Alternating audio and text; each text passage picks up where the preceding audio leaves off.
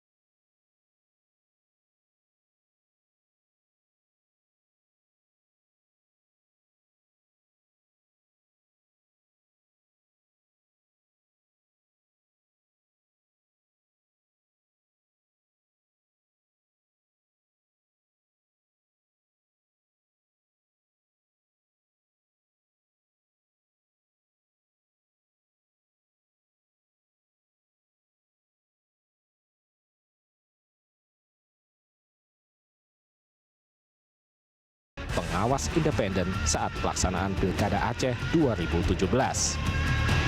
Kepala BIN Sutioso menambahkan, selain menyampaikan sejumlah tuntutan, Din Minimi dan para anggotanya juga memohon amnesti. Terkait hal itu, Sutioso mengatakan dirinya sudah mengontak Presiden Joko Widodo, Menkumham Yasona Lauli, dan Ketua Komisi 3 DPR Aziz Samsudin. Tindakan itu menurut Sutioso dianggap sebagai penyelesaian konflik dengan cara santun dan lembut. Dia bukan juga perampok, tidak pernah melakukan itu.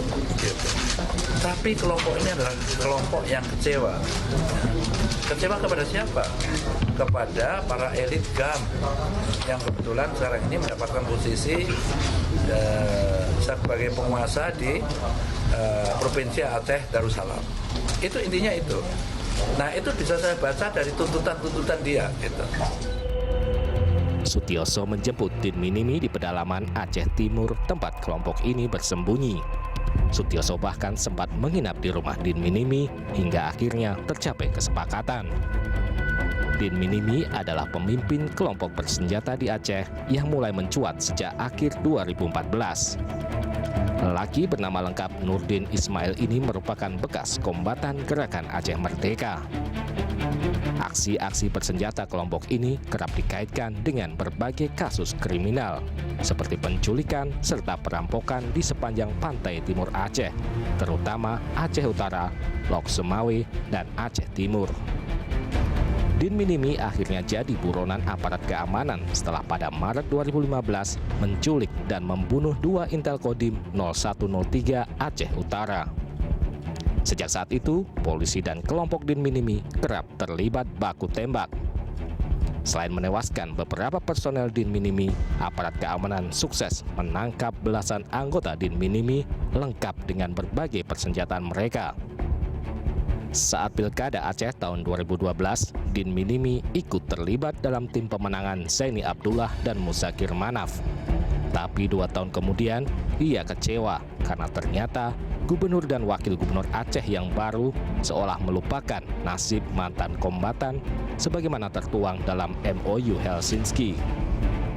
Kekecewaan inilah yang membuat Din Minimi dan beberapa jebolan GAM lain kembali angkat senjata dan melakukan berbagai aksi di pantai timur Aceh.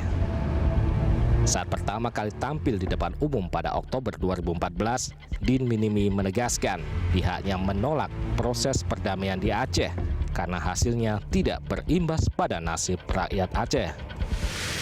Sejak saat itulah Din Minimi kerap dikaitkan dengan sejumlah aksi kriminal, penculikan, dan pembunuhan.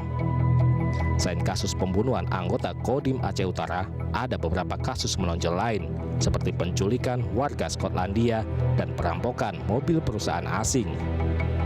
Meski dikaitkan dengan aksi-aksi ini, kala itu Din dan kelompoknya membantah tudingan sebagai pelaku. Din Minimi dan kelompoknya merupakan gambaran proses reintegrasi ribuan eks-kombatan GAM yang tidak berjalan lancar. Program yang lahir seiring perdamaian di bumi Aceh pasca perjanjian Helsinki 2005 itu dinilai tidak merata menjangkau seluruh eks-kombatan GAM.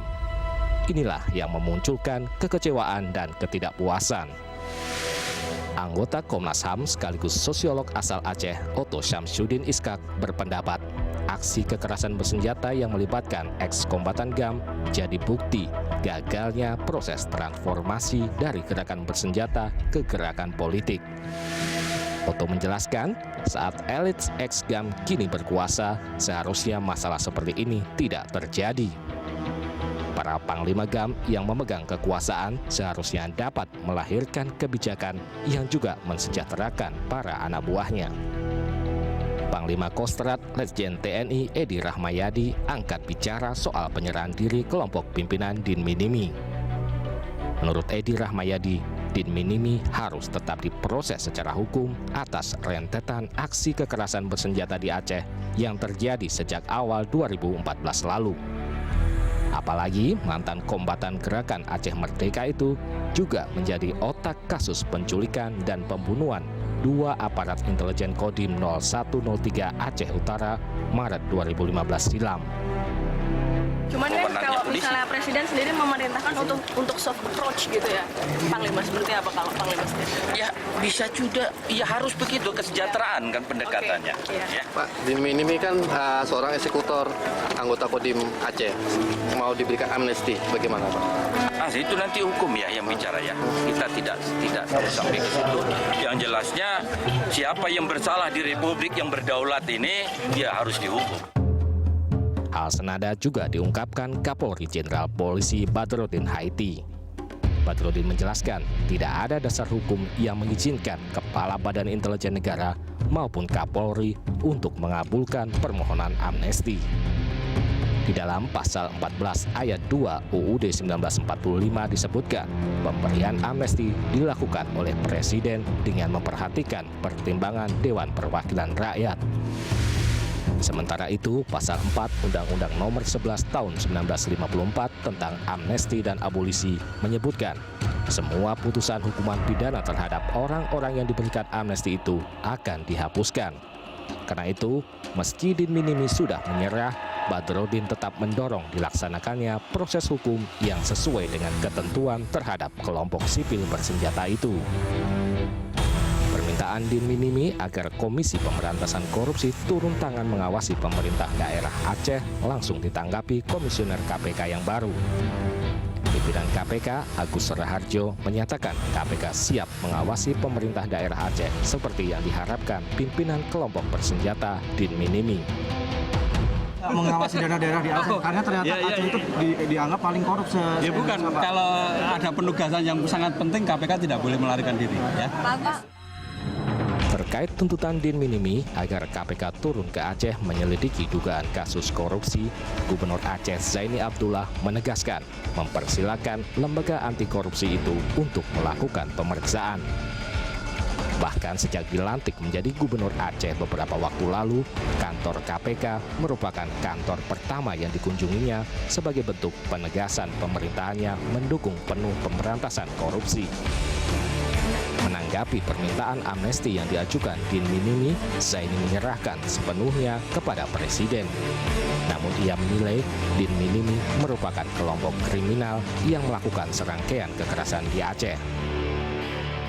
Kalau untuk KPK, dari dulu saya sudah datang ke kantor KPK dari awal-awal saya diangkat sebagai gubernur.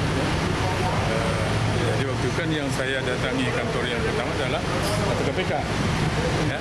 Itu kan berarti kita ingin supaya kalau ada sesuatu yang akan terjadi ini peringan menyangkut dengan anggaran, ya tentu kalau mereka sudah diperlukan mereka akan datang. Menyerahnya Din Minimi seharusnya menjadi momentum mengukuhkan perdamaian di Aceh. Sebab bukan rahasia lagi, pasca perjanjian Helsinki 2005, masih ada riak-riak ketidakpuasan yang jika tidak segera dituntaskan, bisa menjadi bara yang siap membakar kedamaian masyarakat Aceh.